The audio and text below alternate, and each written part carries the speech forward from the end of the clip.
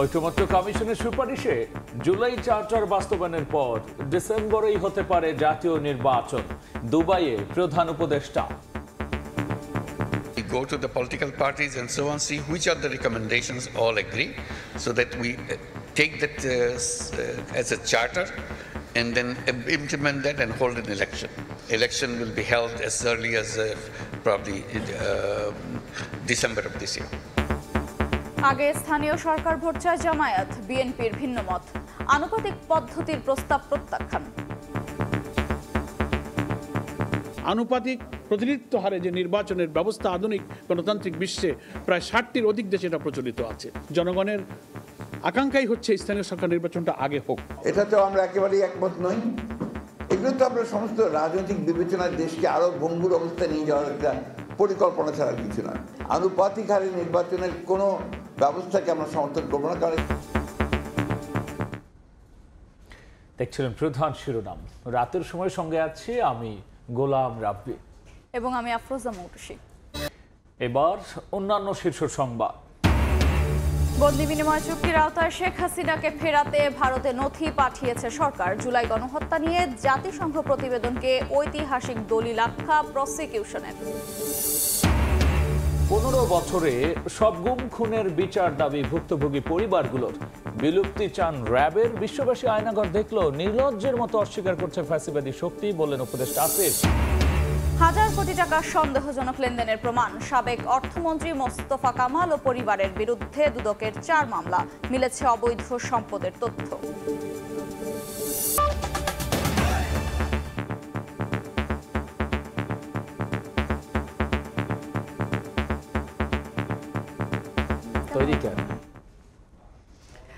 চলতি বছরের ডিসেম্বরের মধ্যে জাতীয় নির্বাচন অনুষ্ঠিত হতে পারে বলে জানিয়েছেন প্রধান উপদেষ্টা ডক্টর মোহাম্মদ ইউনূস। তিনি বলেন, একের পর এক ভুয়া ভোট করে সব প্রতিষ্ঠান ধ্বংস করেছে বিগত সরকার।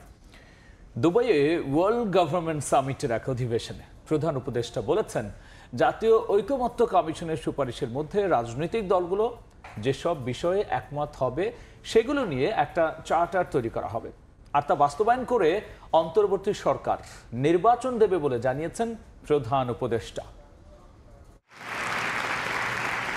বৃহস্পতিবার সংযুক্ত আরব আমিরাতের দুবাইয়ে ওয়ার্ল্ড গভর্নমেন্ট সামিট WGS এর ইন্টারঅ্যাক্টিভ প্ল্যানারি অধিবেশনে যোগ দেন প্রধান উপদেষ্টা ডক্টর মোহাম্মদ ইউনূস। আলোচনা পরিচালনা করেন CNN এর বেকি অ্যান্ডারসন।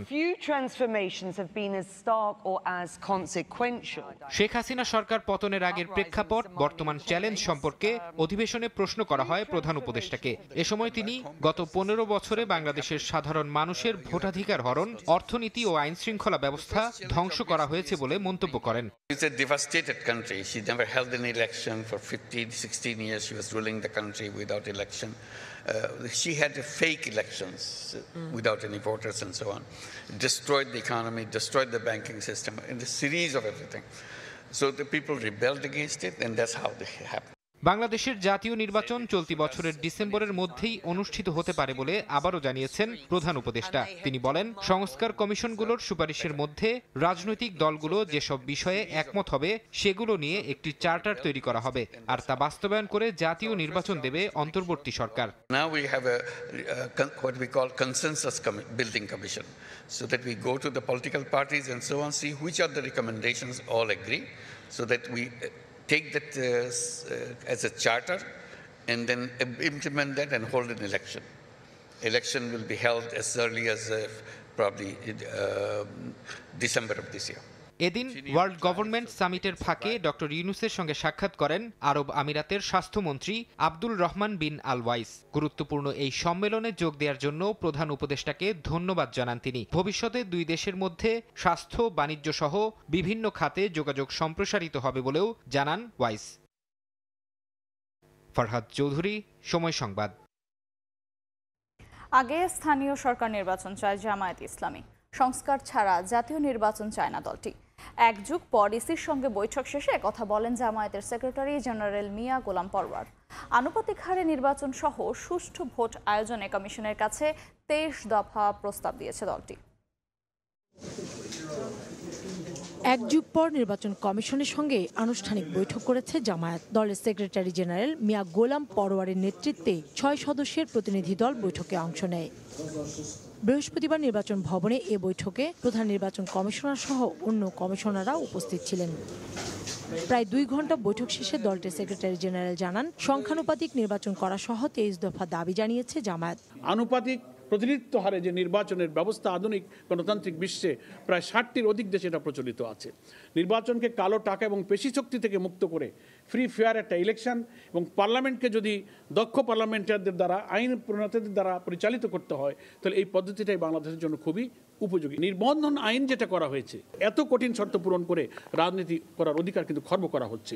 এজন্য আমরা এটা বলেছি যে এই আইনটা বাংলাদেশের সংবিধানের সাথে সাংঘর্ষিক। মিয়া গোলাম পরোয়ার জানান, জাতীয় নির্বাচনের আগে স্থানীয় নির্বাচন চায় জামায়াত। সংস্কার ছাড়া জাতীয় নির্বাচন চায় না দল। জনগণের আকাঙ্ক্ষাই হচ্ছে স্থানীয় সরকার নির্বাচনটা আগে হোক। আমরা জনগণের এই আকাঙ্ক্ষার সাথে সমর্থন এবং সম্মান ব্যক্ত করেছি। No election without reform. আমাদের পরিপূর্ণভাবে অন্তত নির্বাচনী প্রক্রিয়ার সঙ্গে যে সমস্ত অর্গান এবং বিভাগগুলো রাষ্ট্রের জড়িত, সেগুলোকে সংস্কার করেই জাতীয় সংসদে নির্বাচন করতে হবে। আদালত থেকে দলের নিবন্ধন ও প্রতীক ফিরে পাওয়ার আশা জানিয়ে নেতারা বলেন, 300 আসনে নির্বাচনের প্রস্তুতি নিচ্ছে জামায়াত। নিবন্ধনের বিষয়টা তো আদালতে পেন্ডিং আছে। কাউসার চৌধুরী কুমু, সময় সংবাদ, ঢাকা। আমরা আশা করছি। এদিকে জাতীয় নির্বাচনের আগে স্থানীয় সরকার ভোট মানেই দেশকে ভঙ্গুর অবস্থায় নেওয়ার পরিকল্পনা বলে মন্তব্য করেছেন বিএনপির মহাসচিব মির্জা ফখরুল ইসলাম আলমগীর। তার দাবি, দ্রুত নির্বাচন হলেই দেশে ফিরবে স্থিতিশীলতা। জামায়াতের আনুপাতিক হারে নির্বাচনের প্রস্তাবও এ সময় নাকচ করেন মির্জা ফখরুল। বলেন, এই পদ্ধতিতে জনগণ অভ্যস্ত নয় বলেই বিএনপিও এর বিরোধী। বিএনপি চেয়ারপারসনের রাজনৈতিক কার্যালয়ে বৃহস্পতিবার সকালে দলটির মহাসচিব মির্জা ফখরুল ইসলাম আলমগীরের সঙ্গে বৈঠক করেন ব্রিটেনের ভারপ্রাপ্ত হাই কমিশনার জেমস গোল্ডম্যান। এ সময় আলোচনা হয় দুদেশের দ্বিপাক্ষিক সম্পর্ক উন্নয়ন, বাংলাদেশের বর্তমান রাজনৈতিক প্রেক্ষাপট ও আগামী নির্বাচন প্রসঙ্গে। বৈঠক শেষে গণমাধ্যমে কথা বলেন বিএনপি মহাসচিব। বৈঠকের বিষয়বস্তু তুলে ধরার পাশাপাশি আলোচনা হয় সমসাময়িক বিষয়ে। জাতীয় নির্বাচনের আগে জামাতের স্থানীয় নির্বাচনের দাবি প্রসঙ্গে প্রশ্নের জবাবে মির্জা ফখরুল সাফ জানান, জাতীয় নির্বাচনের আগে কোনো ভোটেই একমত নয় বিএনপি। আগে স্থানীয় নির্বাচন চাওয়া মানেই দেশকে আবারও ভঙ্গুর অবস্থায় নেয়ার পরিকল্পনা। এটাতেও আমরা একেবারেই একমত নই। এগুলো তো আমরা সমস্ত রাজনৈতিক বিবেচনায় দেশকে আরো ভঙ্গুর অবস্থায় নিয়ে যাওয়ার একটা পরিকল্পনা ছাড়া কিছু নয়। যত দ্রুত নির্বাচন হবে ততই আপনাদের রাজনীতি সহজ হবে, বাংলাদেশের মানুষ একটা স্থিতিশীল অবস্থার মধ্যে আসবে। ইলেকটেড গভর্নমেন্ট না হলে এটাকে নিয়ন্ত্রণ করা খুব কঠিন। তো এখন তো একটা ভোটারের সিচুয়েশন চলছে। জামাতের আনুপাতিক হারে নির্বাচনের প্রস্তাবকে পুরোপুরি প্রত্যাখ্যান করেন মির্জা ফখরুল। বলেন, দেশের মানুষ এই পদ্ধতিতে অভ্যস্ত নয় বলেই বিএনপি তা সমর্থন করে না। এটা আমরা পুরোপুরি বিরোধী, অত্যন্ত একেবারে জোরালোভাবে বিরোধী। আনুপাতিক হারে নির্বাচনের কোনো ব্যবস্থাকে আমরা সমর্থন করবো না, কারণ এখানকার মানুষ এটাতে অভ্যস্ত না, প্রশ্নই উঠতে পারে না। জুলাই আন্দোলনে মানবাধিকার লঙ্ঘন নিয়ে জাতিসংঘের ফ্যাক্ট ফাইন্ডিং মিশনের প্রতিবেদনকে স্বাগত জানিয়ে ভারত থেকে শেখ হাসিনাকে ফিরিয়ে বিচারের আহ্বান জানান বিএনপি মহাসচিব। আহমেদ সালেহিন, সময় সংবাদ, ঢাকা। শেখ হাসিনা ও তার সরকারের লোকজনের বিরুদ্ধে গণহত্যা ও মানবতা বিরোধী অপরাধের বিচারে জাতিসংঘের প্রতিবেদন গুরুত্বপূর্ণ প্রমাণ। এটি ট্রাইব্যুনালে উপস্থাপন করা হবে বলে জানিয়েছেন চিফ প্রসিকিউটর। হাসিনা ও তার সরকারের মন্ত্রী এমপিদের বিচার নিয়ে চাপ বাড়ছে সরকারের ওপর, কিন্তু এখন পর্যন্ত একটি মামলারও তদন্ত শেষ হয়নি। জাতিসংঘের ফ্যাক্ট ফাইন্ডিং মিশনের প্রতিবেদনের নানা দিক এবং গোপন বন্দিশালা আয়নাঘর নিয়ে এক ব্রিফিংয়ে আন্তর্জাতিক অপরাধ ট্রাইব্যুনালের চিফ প্রসিকিউটর বলেন, জুলাই আগস্টে ঘটে যাওয়া মানবতাবিরোধী অপরাধের অকাট্য প্রমাণ এই প্রতিবেদন, যা কাজে লাগবে বিচারে। এইটা মানবতা বিরোধী অপরাধের পক্ষে একটা সুস্পষ্ট এবং অসম্ভব জোরালো একটা প্রমাণ। এই প্রমাণটি আন্তর্জাতিক অপরাধ ট্রাইব্যুনালের তদন্ত সংস্থার মাধ্যমে একটা এভিডেন্স হিসেবে ট্রাইব্যুনালে আসবে। বিভিন্ন বাহিনী ও সরকারি যেসব কর্মকর্তার বিরুদ্ধে মানবতাবিরোধী অপরাধের প্রাথমিক তথ্য প্রমাণ পাওয়া যাচ্ছে, আইন অনুযায়ী ও জাতিসংঘের পরামর্শ অনুযায়ী তাদের চাকরি থেকে সাময়িক বরখাস্তের পদক্ষেপ নেওয়া দরকার বলেও মনে করেন তাজুল ইসলাম। যেহেতু এই সমস্ত অফিসাররা রাষ্ট্রীয় গোয়েন্দা সংস্থা সহ বিভিন্ন বাহিনীর সদস্য, তাদেরকে যদি চাকরিচ্যুত না করা হয় বা সাসপেন্ড না করা হয়, তাহলে আসামিদের প্রভাবের কারণে সাক্ষীরা আদালতে আসতে ভয় পাবেন, তদন্ত প্রক্রিয়া বাধাগ্রস্ত হবে এবং বিচার প্রক্রিয়া ব্যাহত হবে। এদিন জুলাই আগস্ট আন্দোলনে 848 শহীদের তালিকা আন্তর্জাতিক অপরাধ ট্রাইব্যুনালে জমা দিয়েছে বিএনপি। 523 জন ছাত্রদল, যুবদল, মূলদল সহ আছে, অন্যান্য শ্রমিক দল আছে, সমর্থক আছে এবং যে সমস্ত অসহায় পরিবার আছে আমাদের বিএনপিকে সমর্থন করে তাদের তালিকা আছে। বৈষম্য বিরোধী ছাত্র আন্দোলনে 5000-এরও বেশি নেতাকর্মী সমর্থক আহত হয়েছেন বলেও জানিয়েছেন বিএনপির প্রতিনিধি দল। সারা বাংলাদেশে। আফজাল হোসেন, সময় সংবাদ, ঢাকা। বন্দি বিনিময় চুক্তির আওতায় সাবেক প্রধানমন্ত্রী শেখ হাসিনাকে দেশে ফেরাতে প্রয়োজনীয় কাগজপত্র ভারত সরকারের কাছে পাঠিয়েছে অন্তর্বর্তী সরকার। বিকেলে পররাষ্ট্র মন্ত্রণালয়ের মুখপাত্র রফিকুল আলম সাপ্তাহিক ব্রিফিংয়ে একথা জানিয়েছেন। তবে এই বিষয়ে ভারত এখনো কোনো উত্তর দেয়নি বলেও জানিয়েছেন মুখপাত্র। সাবেক প্রধানমন্ত্রী শেখ হাসিনাকে ফিরিয়ে আনার জন্য এক্সট্রাডিশন ট্রিটির অধীনে সংশ্লিষ্ট মন্ত্রণালয় থেকে প্রাপ্ত চুক্তিতে উল্লেখিত প্রয়োজনীয় ডকুমেন্টস ও তথ্যাদি ভারত সরকারকে প্রেরণ করা হয়েছে। জাতিসংঘের এই প্রতিবেদনে যে অংশটুকু পাবলিকলি এসেছে যে কোনো মানুষের মনে নাড়া দেওয়ার জন্য যথেষ্ট চাপ তৈরি হবে কি না, এটা আপনি আমার এই স্টেটমেন্ট থেকে ডিডিউস করতে পারবেন। গণতন্ত্র শক্তিশালী ও ফ্যাসিবাদী শাসন ফিরে আসা ঠেকাতে প্রতিষ্ঠানগুলোর স্বাধীনতা নিশ্চিত করতে হবে, এমন সুপারিশ করা হয়েছে বলে জানিয়েছেন সংবিধান সংস্কার কমিশনের প্রধান ডক্টর আলী রিয়াজ। ওই সুপারিশে প্রধানমন্ত্রী পদের একচ্ছত্র ক্ষমতা হ্রাস, বিচার বিভাগের বিকেন্দ্রীকরণ সহ 7টি বিষয়ে গুরুত্ব দেওয়া হয়েছে। একই সাথে 6 সংস্কার কমিশনের সুপারিশ পর্যালোচনায় প্রধান উপদেষ্টার নেতৃত্বে 7 সদস্যের জাতীয় ঐকমত্যের কমিশন গঠন করেছেন অন্তর্বর্তী সরকার। সংবিধান সংস্কার কমিশনের প্রতিবেদন নিয়ে বৃহস্পতিবার সকালে সংসদ ভবনের সংবাদ সম্মেলনে আসেন কমিশনের প্রধান ডক্টর আলী রিয়াজ। জানান, সংস্কার নিয়ে সারা দেশের মানুষের মতামত নেওয়া হয়েছে। লিখিত বক্তব্য দিয়েছে 25টি রাজনৈতিক দল ও 3টি জোট। এছাড়াও সিভিল সোসাইটির প্রতিনিধি ও সংবিধান বিশেষজ্ঞ সহ সংশ্লিষ্টদের মতামত পর্যালোচনা করেই তৈরি করা হয়েছে প্রতিবেদন। ব্যাপক জনগণের অংশগ্রহণের মধ্য দিয়ে আমরা সুপারিশমালা তৈরি করতে পারি। প্রতিবেদনে 1971 সালের স্বাধীনতা যুদ্ধের মহান আদর্শ এবং 2024 সালের গণ অভ্যুত্থানের জনাকাঙ্ক্ষার প্রতিফলন স্বরূপ সংবিধান ও রাষ্ট্রের মূলনীতি হিসেবে সাম্য, মানবিক মর্যাদা, সামাজিক সুবিচার, বহুত্ববাদ ও গণতন্ত্র প্রস্তাব, প্রধানমন্ত্রীর পদের ক্ষমতা হ্রাস সহ 7টি বিষয়ে গুরুত্ব দেওয়া হয়েছে। প্রধানমন্ত্রী পদের একচ্ছত্র ক্ষমতা হ্রাস করার পরামর্শ দিয়েছে। অন্তর্বর্তী সরকার কাঠামোর সুনির্দিষ্ট প্রস্তাব উপস্থাপন করেছে। বিচার বিভাগের বিকেন্দ্রীকরণের প্রস্তাব করেছে। শক্তিশালী স্থানীয় সরকার ব্যবস্থা সুনিশ্চিতকরণের জন্য কোন ধরনের পদক্ষেপ নেওয়া দরকার সে বিষয়ে পরামর্শ দিয়েছে। ভবিষ্যতে ফ্যাসিবাদী শাসনের আশঙ্কা মোকাবেলায় ক্ষমতাসীনদের জবাবদিহিতার জন্য প্রতিষ্ঠান তৈরির সুপারিশ করা হয়েছে।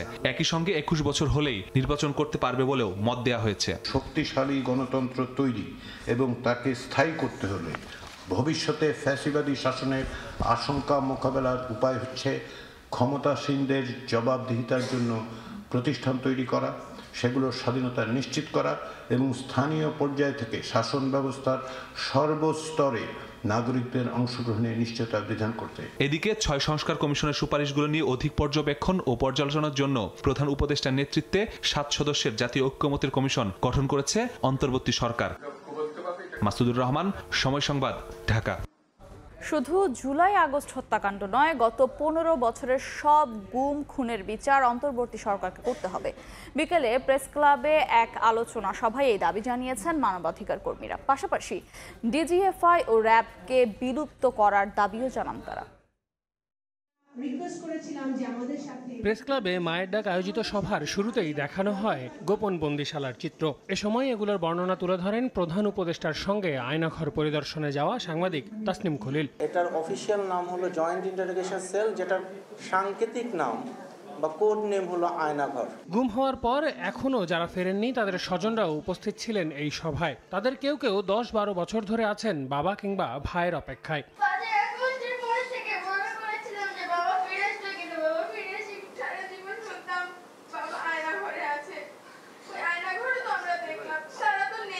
বন্দি দশা থেকে ফিরে আসা ভুক্তভোগীদের দাবি, টর্চার সেলের পরিবেশ প্রকাশিত ছবির চেয়েও ভয়ঙ্কর। সেখান থেকে এখনো যারা ফেরেননি তারা আদৌ বেঁচে আছেন কিনা তা নিয়েও সন্দেহ আছে। র্যাবকে এবং ডিজিএফআইকে অবশ্যই বিলুপ্ত করতে হবে। কালকে যে আয়নাঘর দেখছি, আমার মনে হয় না আমাদের কোনো লোক জীবিত আছে বলে। যেন খুনিদের ধরে আইনের আওতায় আনা হয় এবং শাস্তি দেওয়া হয়। সভায় মানবাধিকার কর্মীরা বলেন, মানবাধিকার লঙ্ঘনের ঘটনা কেবল জুলাই আগস্ট মাসেই সংগঠিত হয়নি, তাই এ বিষয়টি মাথায় রেখে বিচারের উদ্যোগ নেওয়া উচিত সরকারের।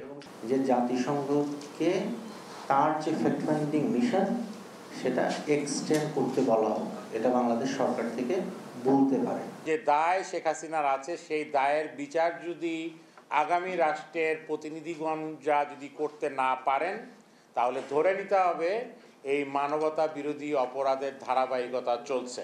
প্রতিটি গুমের আলাদা আলাদা তদন্তেরও দাবি জানিয়েছেন ভুক্তভোগী ও তাদের পরিবারের সদস্যরা। আল আমিন তুষার, সময় সংবাদ, ঢাকা।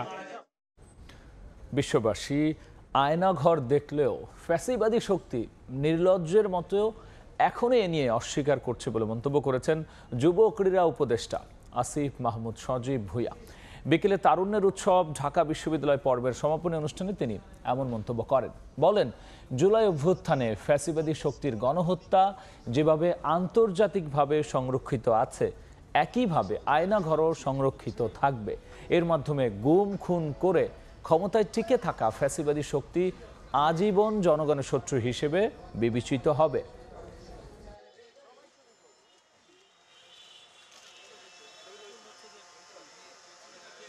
আপনারা দেখেছেন যখন পুরো বিশ্ববাসী আয়নাঘর দেখলো, তারপরেও ফ্যাসিবাদী শক্তি সেটা অস্বীকার করার মতো নির্লজ্জ অবস্থান নিচ্ছে। কিন্তু সেটা করে আসলে কোনো লাভ হবে না, কারণ ইতিমধ্যেই জুলাই গণ অভ্যুত্থানে তাদের গণহত্যা ইন্টারন্যাশনালি ডকুমেন্টেড এবং প্রকাশিত হয়েছে, এবং এই আয়নাঘরও ইন্টারন্যাশনালি ডকুমেন্টেড এবং প্রকাশিত হবে। মৌখিকভাবে নয়, বরং রাজনৈতিক ও বিচারিক প্রক্রিয়ায় আওয়ামী লীগ নিষিদ্ধের পক্ষে জাতীয় নাগরিক কমিটি। বিকেলে সিলেটে ফ্যাসিবাদী ব্যবস্থার বিলোপ ও নতুন রাজনৈতিক বন্দোবস্ত বাস্তবায়নের লক্ষ্যে প্রতিনিধি সভা শেষে একথা জানান সংগঠনটির মুখপাত্র সামান্তা শারমিন। নতুন রাজনৈতিক দলের আত্মপ্রকাশ শুধু নির্বাচনের জন্য নয়, বরং রাষ্ট্রের কল্যাণে জন আকাঙ্ক্ষা ও দাবি পূরণের জন্য কাজ করবে বলেও জানান তিনি। নতুন বাংলাদেশ গড়ে তোলার লক্ষ্যে সকলে আমরা কাঁধে কাঁধ শেখ হাসিনাকে খুনি এবং ফ্যাসিস্ট আকারে বিচার করা হোক। শেখ হাসিনার যে দল আওয়ামী লীগ, সেটাকেও দল হিসেবে বিচার করা হোক এবং আওয়ামী লীগের সাথে সংশ্লিষ্ট সকল ব্যক্তিবর্গের যদি কোনো অপরাধ থেকে থাকে তারও বিচার করা হোক। শুধুমাত্র মুখের কথায় আর কোনো হঠকারীভাবে নিষিদ্ধের পক্ষে আমরা না, একে বিচারিক প্রক্রিয়ার মাধ্যমে আসলে ওই প্রক্রিয়া আমাদের যেতে হবে। আওয়ামী লীগ সরকারের প্রভাবশালী সাবেক অর্থমন্ত্রী আহমদ মোস্তফা কামাল সহ তার পরিবারের বিরুদ্ধে প্রায় ১,০০০ কোটি টাকার সন্দেহজনক লেনদেনের প্রমাণ পেয়েছে দুদক। একই সঙ্গে প্রায় ২০০ কোটি টাকার অবৈধ সম্পদের তথ্য পেয়ে আলাদা ৪ মামলা করেছে সংস্থাটি। এছাড়া রাজশাহী বিশ্ববিদ্যালয়ের সাবেক ভিসি আব্দুস সোবহানের বিরুদ্ধে নিয়োগে অনিয়ম ও সরকারি অর্থ আত্মসাতের অভিযোগ প্রতিষ্ঠানটির ১১ শিক্ষককে তলব করা হয়েছে। ২০২১ সালে মেয়াদের শেষ মুহূর্তে রাতের আধারে নিয়মনীতি তোয়াক্কা না করে ১৩৮ জনকে নিয়োগ দিয়ে তোপের মুখে পড়েন রাজশাহী বিশ্ববিদ্যালয়ের তৎকালীন ভিসি অধ্যাপক আব্দুস সোবহান। ঘটনার ৪ বছর পর এবার সেই দুর্নীতির রেশ ধরে সাবেক প্রভিসি আনন্দ কুমার সাহা বিশ্ববিদ্যালয়ের শিক্ষক হিসেবে নিয়োগ পাওয়া সোবহানের মেয়ে ও মেয়ের জামাই সহ ১১ জনকে ১৬ ও ১৭ ফেব্রুয়ারি তলব করেছে দুদক। এদিকে পতিত আওয়ামী লীগ সরকারের প্রভাবশালী সাবেক মন্ত্রী আহমদ মোস্তফা কামাল ও তার পরিবারের বিরুদ্ধে আলাদা ৪ মামলা করেছে দুদক। টানা ১০ বছর মন্ত্রিত্ব সামলানো লোটাস কামালের বিরুদ্ধে ২৭ কোটি টাকার অবৈধ সম্পদ ও ৪৪৬ কোটি টাকার সন্দেহজনক লেনদেনের প্রমাণ পেয়েছে দুদক। আর খেলার জগতে আলোচিত মুখ মেয়ে নাফিসা কামালের সন্দেহজনক লেনদেনের তথ্য পেয়েছে প্রায় ২০০ কোটি টাকার।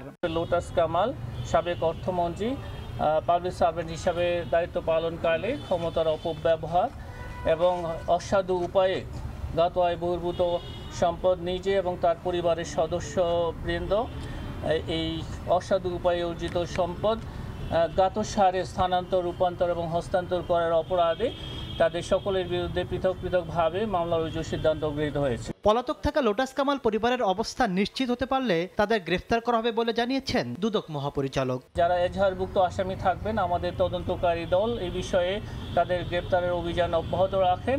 তাসলিম তৌহিদ, সময় সংবাদ, ঢাকা। রাতের সময় আর থাকছে চ্যাম্পিয়ন্স ট্রফিতে অংশ নিতে রাতে দুবাইয়ের উদ্দেশ্যে দেশ ছাড়ছে টাইগাররা। 20 ফেব্রুয়ারি প্রথম ম্যাচ, প্রতিপক্ষ ভারত।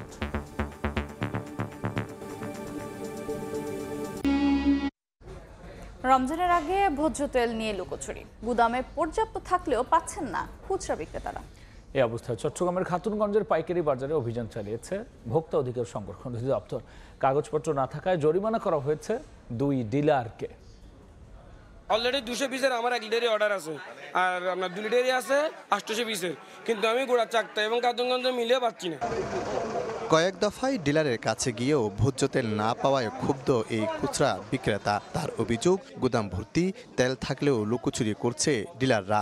আর ক্রেতাদের অভিযোগ, রমজান সামনে রেখে নানা ব্র্যান্ডের প্যাকেট ও বোতলজাত তেল মজুত করে বাজারে সংকট তৈরি করা হচ্ছে। চট্টগ্রামে ভোজ্য তেলের পাইকারি বাজার খাতুনগঞ্জে সকালে অভিযান চালায় জাতীয় ভোক্তা অধিকার সংরক্ষণ অধিদপ্তর। কাগজপত্র যাচাই বাছাই করে মজুতের প্রমাণ পাওয়ায় 2 ডিলারকে 70,000 টাকা জরিমানা করা হয়। পাওয়া যায় 13,000 লিটার তেল। গায়ের রেট থেকে তারা আমাদের থেকে 2 টাকা 3 টাকা বাড়তি নেই, আরো তারপরে তেল দেয় না। 1300 কার্টুন তেল ওনাকে সরবরাহ করেছে।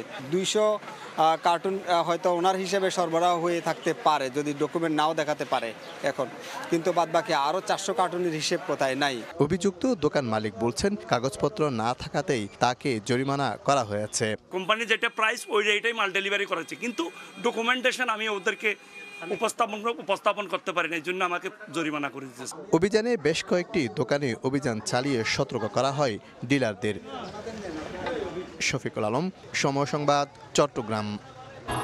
যে জাতি তার অতীত ঐতিহ্যকে ধারণ করে তাদের দাবিয়ে রাখা যায় না বলে মন্তব্য করেছেন জামায়াতের আমির শফিকুর রহমান।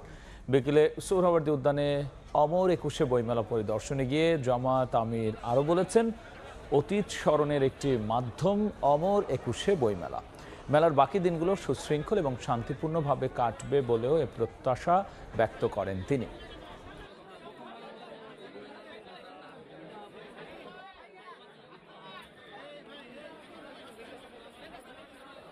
যে জাতি তাদের অতীত এবং ঐতিহ্যকে ধারণ করে, স্মরণ করে, সম্মান করে, সেই জাতি সামনের দিকে এগিয়ে যেতে পারে।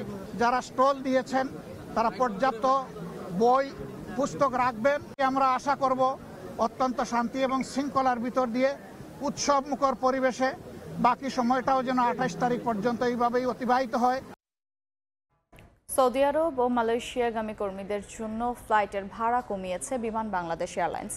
বৃহস্পতিবার এক প্রজ্ঞাপনের মাধ্যমে এই তথ্য জানিয়েছে বেসামরিক বিমান পরিবহন ও পর্যটন মন্ত্রণালয়। এতে বলা হয়েছে, ঢাকা থেকে সৌদি আরবের বিভিন্ন শহরগামী কর্মীদের জন্য ভাড়া $120 পর্যন্ত কমিয়ে $360 নির্ধারণ করা হয়েছে। এছাড়া মালয়েশিয়ার কুয়ালালামপুরগামীদের জন্য ভাড়া নির্ধারণ করা হয়েছে $150। আগামী 30 জুন পর্যন্ত এই ভাড়া বিএমইটি কার্ডধারী কর্মীদের ক্ষেত্রে প্রযোজ্য হবে। গত কয়েক মাস ধরে মধ্যপ্রাচ্যগামী যাত্রীদের উচ্চ মূল্যে বিমান ভাড়া নিয়ে বিভিন্নভাবে সমালোচনা ও স্টক হোল্ডারদের দাবির পরিপ্রেক্ষিতে এই সিদ্ধান্ত নিয়েছে মন্ত্রণালয়। নর্থ ইন্ডিয়ান ওশান হাইড্রোগ্রাফিক কমিশনের সভাপতির দায়িত্ব গ্রহণ করেছে বাংলাদেশ নৌবাহিনী। কমিশনের 24তম সভার সমাপনী দিনে সদস্য রাষ্ট্রগুলোর সর্বসম্মতিক্রমে এই সিদ্ধান্ত হয়। 2027 সাল পর্যন্ত এ দায়িত্ব পালন করবে বাংলাদেশ। 11 থেকে 13 ফেব্রুয়ারি থাইল্যান্ডের ব্যাংককে সংস্থাটির 24তম সভা অনুষ্ঠিত হয়। সহকারী নৌবাহিনী প্রধান ও ন্যাশনাল হাইড্রোগ্রাফিক কমিটির চেয়ারম্যান রিয়ার অ্যাডমিরাল মোহাম্মদ মুসার নেতৃত্বে বাংলাদেশ নৌবাহিনীর 2 সদস্যের প্রতিনিধি দল এ সভায় যোগ দেয়। এতে বাংলাদেশ ছাড়াও কমিশনের সদস্য রাষ্ট্র মিশর, ভারত, ইন্দোনেশিয়া, মায়ানমার, পাকিস্তান, সৌদি আরব, শ্রীলঙ্কা ও যুক্তরাজ্যের পাশাপাশি 6টি সহযোগী ও 3টি পর্যবেক্ষক দেশ অংশ নেয়। ঢাকা সম্মিলিত সামরিক হাসপাতাল সিএমএইচে চোখের ছানি ও রিফ্র্যাক্টিভ সার্জারি সম্পর্কিত গ্লোবাল আপডেটস শীর্ষক আন্তর্জাতিক সেমিনার অনুষ্ঠিত হয়েছে। সেমিনারে বক্তব্য দেন প্রতিরক্ষা চিকিৎসা সার্ভিস মহাপরিদপ্তরের মহাপরিচালক মেজর জেনারেল কাজী মোহাম্মদ রশিদ উন নবী। এছাড়াও উপস্থিত ছিলেন অধ্যাপক খাইর আহমেদ চৌধুরী, নিয়াজ আব্দুর রহমান সহ অভিজ্ঞ চিকিৎসকরা। সেমিনারে অতিথিদের সামনে অস্ত্রোপচার কক্ষ থেকে রিফ্র্যাক্টিভ সার্জারির প্রক্রিয়া সরাসরি দেখানো হয়।